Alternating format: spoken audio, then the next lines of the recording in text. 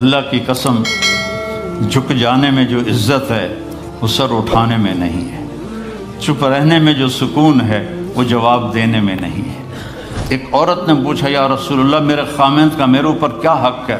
آپ نے فرمایا تیرے خامند کے جسم پہ پھوڑے نکل آئیں اور ان میں گندا پانی جمع ہو جائے اور تو زبان سے چاٹ کے اس کے زخم صاف کرے تو بھی تو نے خامند کا حق ادا نہیں کیا۔ دونوں کو بیلنس کیا ہے۔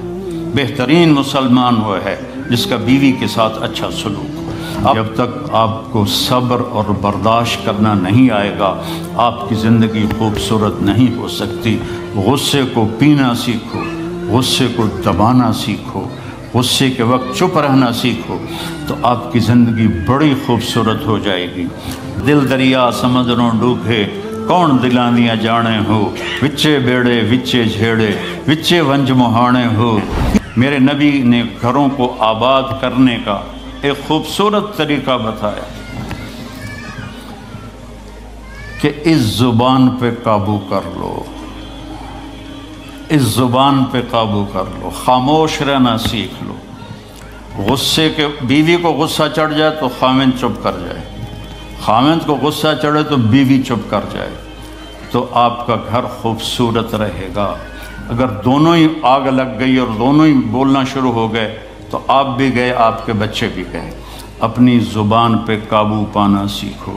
ہماری ایک دھوبن تھی ماسی شریفہ، فوت ہوگی بیچاری، وہ تھی بڑی لڑاکی، چھوٹے قادی آئی تو چنگا شرلی پٹاخہ ہے، تو وہ آئی میری بہن کے پاس، کہتی بی بی میری نوواں میرے نال بڑا لڑدیاں، لڑتی آپ تھی، میری نوواں میرے نال بڑا لڑدیاں، میں نے کوئی تویز دے کہ ساریاں میریاں نوکر بن جانا۔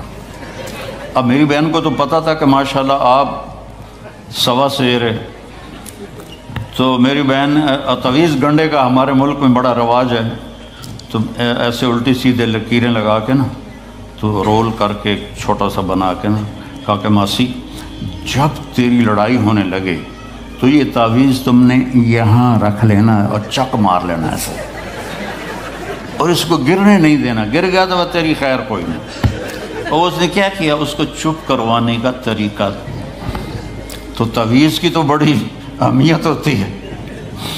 تو ایک ہفتے کے بعد آ گئی، بی بی تو بڑا چنگا تعویذ دیتا، ساری لڑائی ختم ہو گئی کیونکہ ماسی شریفہ چپ ہو گئی۔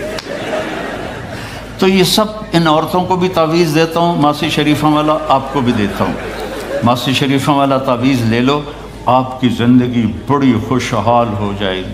اللہ کی قسم، جھک جانے میں جو عزت ہے وہ سر اٹھانے میں نہیں ہے، چپ رہنے میں جو سکون ہے وہ جواب دینے میں نہیں ہے۔ آپ خاموش رہنا سیکھو، آپ اپنے بچوں کو عزت دینا سیکھو، اپنے بچوں کو ٹائم دیا کرو۔ یہاں مرد کی بھی جاب ہے، عورت کی بھی جاب ہے، تو بچے نظر انداز ہوتے ہیں، ان کو ٹائم دو۔ میرے نبی نے فرمایا اکرموا اولادکم، اپنی اولاد کو عزت دو، اور آپ نے فرمایا خیرکم خیرکم لأہلہ، سب سے بہترین مسلمان وہ ہے جو بیوی سے اچھا سلوک کرے۔ اور ایک عورت نے پوچھا، یا رسول اللہ میرے خامند کا میرے اوپر کیا حق ہے؟ آپ نے فرمایا تیرے خامند کے جسم پہ پھوڑے نکل آئیں اور ان میں گندا پانی جمع ہو جائے اور تو زبان سے چاٹ کے اس کے زخم صاف کرے تو بھی تو نے خامند کا حق ادا نہیں کیا۔ دونوں کو بیلنس کیا ہے۔ بہترین مسلمان وہ ہے جس کا بیوی کے ساتھ اچھا سلوک ہو۔ آپ نے 11 شادیاں کی، یہ شوق کی نہیں تھیں، یہ اللہ کے حکم کی تھیں اور ہمیں زندگی سمجھانے کے لیے تھیں کہ آپ یہاں رہو یا کہیں اور جگہ رہو، جب تک آپ کو صبر اور برداشت کرنا نہیں آئے گا آپ کی زندگی خوبصورت نہیں ہو سکتی۔ غصے کو پینا سیکھو، غصے کو دبانا سیکھو، غصے کے وقت چپ رہنا سیکھو تو آپ کی زندگی بڑی خوبصورت ہو جائے گی، بہت حسین ہو جائے گی۔ زندگی اندر ہے، باہر نہیں۔ اب رولز رائس میں چڑھ کے کوئی اچھی زندگی نہیں گزار رہا ہے، لائف تو اندر ہے۔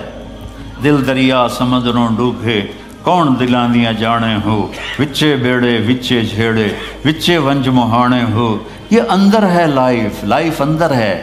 اور کیا لطف انجمن کا جب دل ہی بجھ گیا ہو، جب اندر بجھا ہوا ہو تو پھر باہر کی چیزیں کوئی مزہ نہیں دیتی۔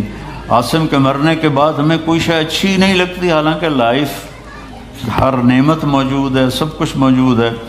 میرے بیٹے کا نام عاصم تھا جو فوت ہوا ابھی جب 36 سال کی عمر میں، تو کوئی شے اچھی نہیں لگتی کہ اندر ویرانی آ گئی۔ یہ اندر میں خوشحالی ہو، اس کے لیے صرف ایک ہی دوا ہے، وہ ہے محمدی بننا اور محمدی اخلاق کو اختیار کرنا، اللہ کے نبی کے طریقے پر چلتے ہوئے اپنی جان سے لڑائی لڑنا۔ ایک ہمارا دوست تھے، وہ تبلیغ میں گئے تو ان کو داڑھی رکھنے کا شوق ہو گیا، اب بیوی ان کی رکاوٹ بنے کہ داڑھی رکھو گے تو مجھے طلاق دینی ہوگی۔